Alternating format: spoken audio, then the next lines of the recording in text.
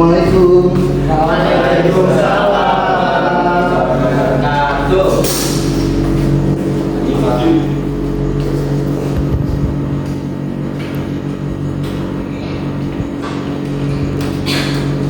Selamat pagi anak-anak. Pagi, Pak. Gimana kabarnya hari ini? Alhamdulillah baik. Sudah sarapan semua? Sudah, Pak. Jamnya sudah sarapan? Sudah, Pak. Alhamdulillah. Sepertinya alhamdulillah bersih ya kelas kita hari ini.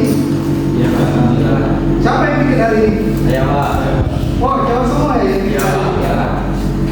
Coba kasih tepuk tangan dulu. Oke, sebelum kita memulai pelajaran hari ini, mungkin kita berdoa dulu ya. Mungkin ketua kelas tidak harus silakan dimulai. Baik, Doanya. Baik, Pak. Sebelum kita memulai pelajaran pada pagi hari ini, ada baiknya kita berdoa ya.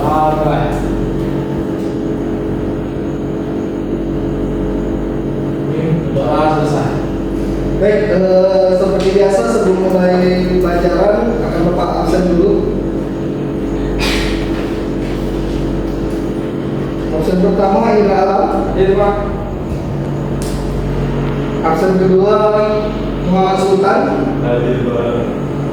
Absen ketiga dari Nura Gigi. Hadir, Pak. Absen selanjutnya Tiara. Hadir, Pak.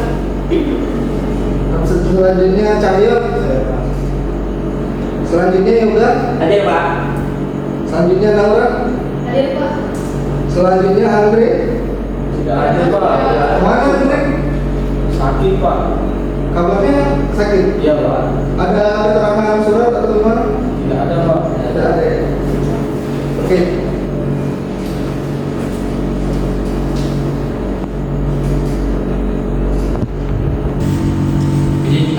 Baik, sebelum kita mulai pelajaran hari ini, apakah masih ada yang ingat pelajaran sebelumnya? Tentang apa? Apa, Cak? Maaf, Pak. Apa Dewi? Mataram kuno, Pak. Ada yang masih ingat tentang pelajaran Mataram kuno? Iya, Pak. Silakan Ibrahim. Kuno itu salah satu kerajaan tertua di Indonesia yang beraliran Buddha, Pak. Bahkan dikait-kaitkan salah satu keturunan Mataram kuno itu menjadi penguasa juga, Pak, di Sriwijaya. Kasih tepuk tangan dulu. Benar bahwa kerajaan Mataram kuno merupakan salah satu kerajaan tertua yang ada di Nusantara. Oke, selanjutnya kita masuk ke materi belajar kita mengenai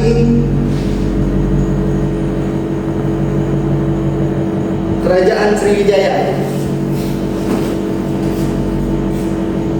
Sebelumnya Bapak akan menginformasikan tujuan pembelajaran kita mengenai Kerajaan Sriwijaya.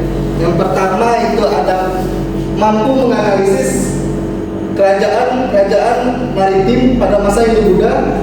Yang kedua mampu menganalisis sistem ekonomi, sosial, budaya, dan serta pengaruhnya dalam bentuk aliran tulisan dan media Kerajaan Sriwijaya. Selanjutnya, sebelumnya Bapak tanya dulu kepada anak sekalian apa yang kalian ketahui tentang Kerajaan Sriwijaya. Silakan Cahyo. Kerajaan Sriwijaya adalah kerajaan yang beragama Buddha, kerajaan maritim juga di Nusantara. Oke, kasih tepuk tangan dulu. Ada lagi yang ingin menjawab? Ada lagi yang ingin menjawab? Oke, langsung saja kita masuk ke materi pembahasan. Di sini ada yang pertama kita akan membahas mengenai awal berdirinya Kerajaan Sriwijaya. Yang kedua, daerah kekuasaan Kerajaan Sriwijaya. Yang ketiga, Kerajaan Sriwijaya sebagai kerajaan maritim. Yang keempat, raja-raja Kerajaan Sriwijaya. Yang kelima, kehidupan ekonomi, sosial, budaya, dan politik Kerajaan Sriwijaya. Dan terakhir, kesimpulan.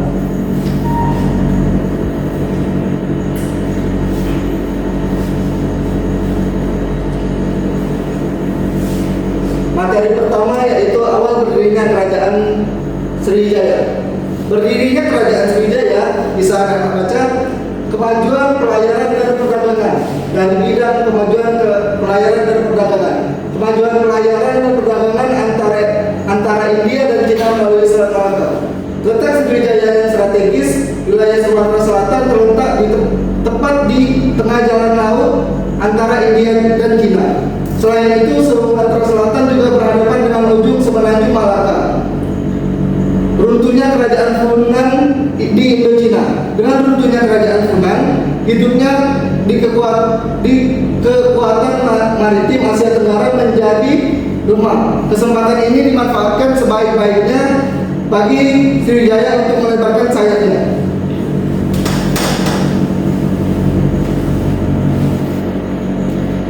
Selanjutnya daerah kekuasaan kerajaan Sriwijaya. Bisa dicek petanya bahwa kerajaan Sriwijaya itu begitu luas, pelebaran kekuasaannya.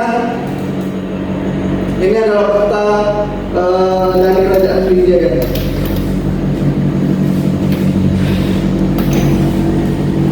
Pada masa kerajaannya, wilayah Sumatera Selatan atau Sriwijaya mampu menguasai jalur perdagangan Selat Malaka.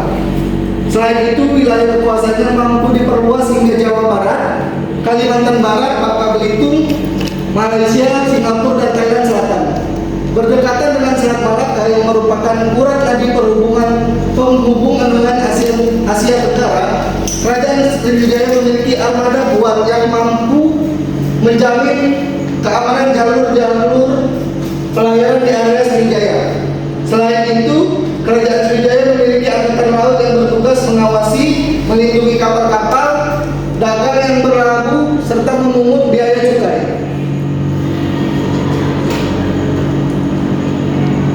Selanjutnya, kerajaan Sriwijaya sebagai kerajaan maritim.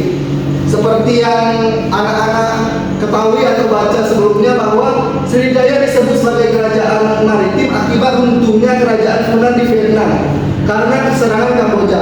Oleh karena itu, kerajaan Sriwijaya mendapat kesempatan untuk berkembang hingga menjadi negara maritim. Maka bisa ditegaskan berdirinya kerajaan Sriwijaya berhubungan dengan sejarah kerajaan lainnya.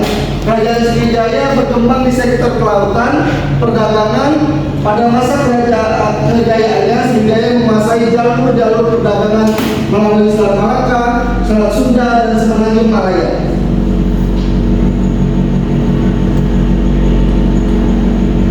Selanjutnya yaitu raja-raja kerajaan Sriwijaya. Ini adalah beberapa raja-raja yang berkuasa pada zaman Sriwijaya. Yang pertama bisa dibaca ada Datuk Sriwijaya Negara, Dharma Setu, Samaratungga, Balapudewa, Sanggarama Wijaya Tungga Warna. Ini ada beberapa raja-raja kerajaan Sriwijaya.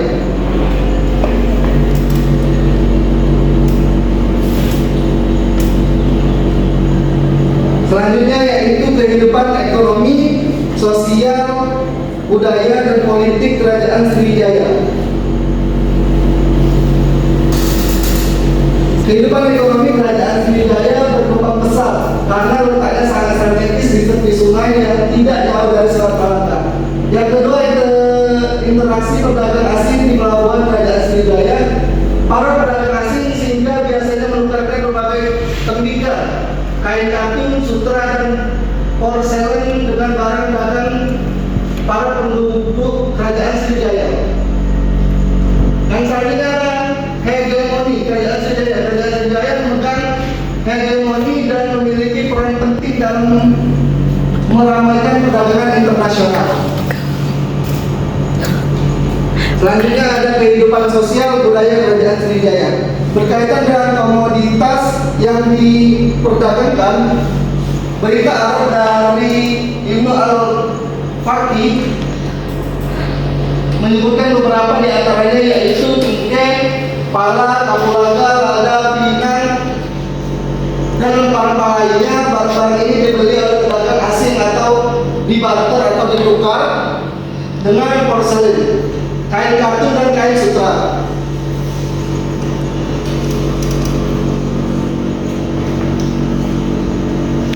Selanjutnya, kehidupan politik Kerajaan Sriwijaya. Kehidupan politik Kerajaan Sriwijaya dapat ditinjau dari raja-raja yang memerintah wilayah kekuasaan dan hubungannya dengan pihak luar negeri. Seperti yang kita ketahui juga bahwa sebegitu luasnya Kerajaan Sriwijaya yang dipimpin oleh raja-raja hebat, tidak mungkin kan kekuatan politik atau kekuatan dari Kerajaan Sriwijaya itu lemah. Sehingga kehidupan politik dari Kerajaan Sriwijaya begitu pesat dan bisa memperluas Kerajaan Sriwijaya.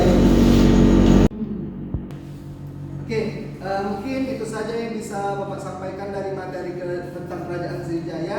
Selanjutnya Bapak akan tanyakan, ada yang ingin ditanyakan oleh anak-anak sekalian? Tidak ada apa-apa. Baiklah anak-anak, mungkin itu saja materi yang bisa Bapak sampaikan mengenai Kerajaan Sriwijaya. Selanjutnya, apakah ada yang ingin ditanyakan? Baiklah, selanjutnya kita akan membagi kelompok. Ada 3 kelompok.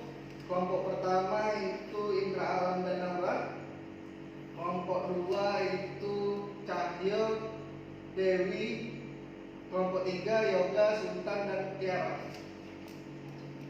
Yaitu membahas mengenai kelompok pertama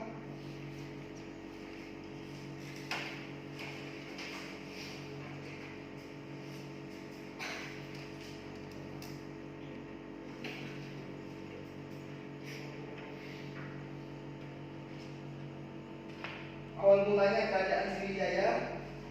Kelompok kedua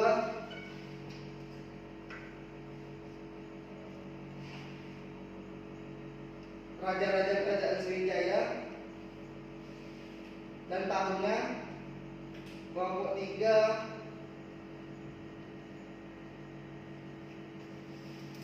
tentang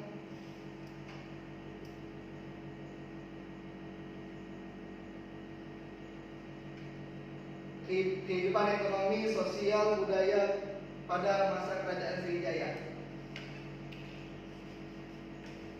Baik, silakan berdiskusi dengan kelompoknya masing-masing.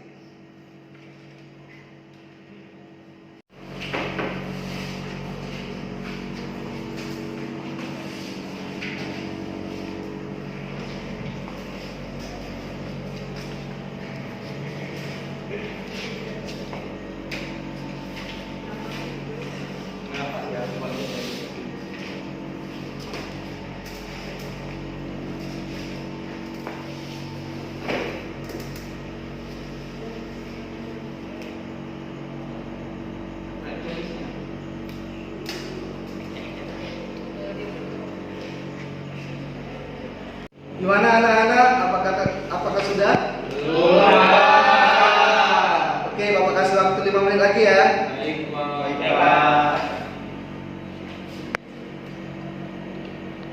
Baik anak-anak, waktunya sudah habis. Silakan berhenti bekerja, silakan berhenti berdiskusi. Kelompok 1 silakan mempresentasikan hasil diskusinya. Silakan. Baik Pak. Baik Pak, kami di sini saya dan Naura sudah melaksanakan diskusi Pak mengenai awal berdirinya Kerajaan Sriwijaya. Berdasarkan hasil diskusi kami, yang pertama, Sriwijaya itu berdiri pada tahun 682 Masehi berdasarkan prasasti Kedukan Bukit, di mana dalam prasasti itu dijelaskan bahwa seorang raja bernama Dahut Tahyang, yakni raja pertama Kerajaan Sriwijaya pertama, datang dari suatu daerah yang disebut dengan Muka Upang Pak, dan sampai dari daerah yang bernama Minanga Tambuan berjalan membawa dengan 20 laksa pasukan. Dalam 20 laksa pasukan kemudian sampai daerah yang disebut dengan Muka Upang. Nah, mungkin dari situlah menurut para sejarawan dan ahli itu merupakan bukti pertama awal berdirinya Kerajaan Sriwijaya. Mungkin seperti itu Pak. Oke, kasih tepuk tangan dulu kepada kelompok. Benar bahwa Kerajaan Sriwijaya itu sangat luas, dibuktikan dengan beberapa prasasti. Salah satunya yaitu benar dikatakan oleh tadi berupa Kedukan Bukit. Bukan bukan hanya kedudukan bukti sebenarnya, tapi ada beberapa prasasti-prasasti lain. Selanjutnya kelompok 2, silakan. Baik, terima kasih atas kesempatannya. Di sini saya akan mempresentasikan hasil diskusi dari kelompok 2, yaitu raja-raja yang berkuasa di Kerajaan Sriwijaya. Yang pertama yaitu Dabuktahya yang Sriwijaya yang berkuasa antara tahun 671 sampai dengan 702 Masehi. Yang kedua Dharmasetu tahun 790 Masehi. Yang ketiga yaitu Samaratungga antara tahun 802 sampai dengan 842 Masehi. Yang selanjutnya yaitu Balaputradewa yang berkuasa 896 Masehi, dan yang terakhir Sanggarama Wijaya 1025 Masehi. Ini itu saja Pak, terima kasih. Oke, beri tangan dulu dengan kepada. Benar bahwa beberapa raja-raja tersebut pernah memimpin kerajaan Sriwijaya yang dari awal berdirinya kerajaan Sriwijaya. Yang pertama itu Dabuktahya Sriwijaya Negara sampai Sanggarama Wijaya Tunggawarman. Oke, selanjutnya kelompok terakhir, kelompok 3. Silakan. Siapa yang presentasi? Siapa yang presentasi? Silakan. Tiara ya. Baik, di sini saya akan mempresentasikan hasil diskusi kelompok kami tentang kehidupan ekonomi, sosial, dan budaya. Nah, kehidupan ekonomi dari Kerajaan Sriwijaya ini karena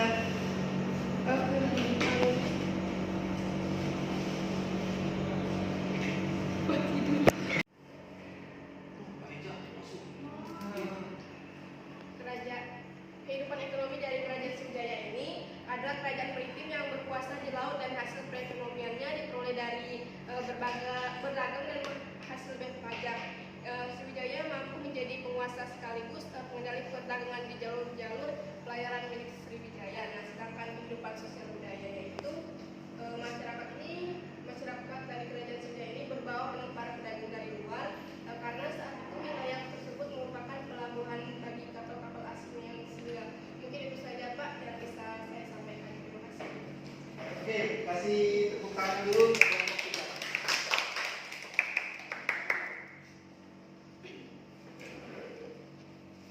Oke, baiklah, setelah presentasi dari anak-anak tadi, mungkin kita kasih tepuk tangan untuk kita sendiri.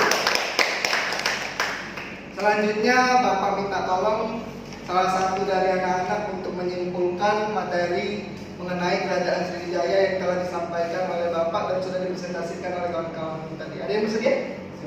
Silakan, Kanjeng. Iya, Pak. Saya ingin menyimpulkan tadi bahasa dari kerajaan Sriwijaya, bahwasanya kerajaan Sriwijaya adalah kerajaan yang bercorak Buddha, yang bermaritim juga di wilayah kekuasaannya luas di perairan, dan banyak juga bentuk peninggalan prasastinya, termasuk tumbukan bukit, dan kehidupan ekonomi juga paling banyak terpusat di perairan. Mungkin itu aja, Pak. Oke, kasih tepuk tangan dulu untuk Cahyo. Kesimpulan. Baik, Bapak akan menyimpulkan kembali mengenai kerajaan Sriwijaya. Bisa anak-anak baca juga, Sriwijaya adalah kerajaan Hindu-Buddha yang berkembang antara abad ke-7 sampai dengan abad ke-11 Masehi di Sumatera Selatan. Sriwijaya tidak hanya dikenal sebagai kerajaan bahari, tetapi dikenal juga sebagai salah satu pusat penyebaran agama Buddha dan pengajaran bahasa Sanskerta. Berdasarkan fakta itulah, Sriwijaya banyak dikunjungi oleh para biksu mancanegara. Selain itu, akibat hubungannya dengan kerajaan lain tidak mustahil di Sriwijaya ada kelompok-kelompok masyarakat beragama lain seperti Hindu, Tantris, dan bahkan mungkin Kristen dan Islam. Sriwijaya bukan saja menjadi pusat kekuasaan yang besar, melainkan menjadi pusat kebudayaan, peradaban, dan pusat ilmu pengetahuan agama Buddha. Hal itu didasarkan pada berita Cina yang ditulis oleh Itzi yang mengatakan bahwa Sriwijaya tinggal lebih dari 1.000 biksu dan menyarankan agar para pendeta yang ingin belajar di India sebaiknya datang dulu ke Sriwijaya untuk belajar di sana. Baik, Bapak akan memberikan soal atau pertanyaan untuk mengenai kerajaan Sriwijaya. Satu pertanyaan mungkin salah satu dari anak-anak akan Bapak tunjuk untuk menjawabnya. Siapa yang bisa menjawab tahun berapa Datuk Tahiyan memimpin? Misal dari tahun berapa hingga tahun berapa? Ada yang bisa jawab? Saya Pak. Silakan deh. Datuk Tahiyan berkuasa di tahun 671 sampai dengan 720 Baik, baik, dari pertanyaan tadi bisa Bapak simpulkan bahwa anak-anak sekalian sudah ada yang mengerti atau memahami mengenai materi kerajaan Sriwijaya. Selanjutnya Bapak akan memberikan PR. Silakan anak-anak kerjakan di rumah, nanti PR-nya akan Bapak kirim di grup WA kelas. Mungkin sampai sekian pembelajaran kita pada hari ini. Lebih dan kurang Bapak mohon maaf. Kepada Allah mari kita sama-sama memohon ampun. Akhirul kalam, wassalamualaikum warahmatullahi wabarakatuh.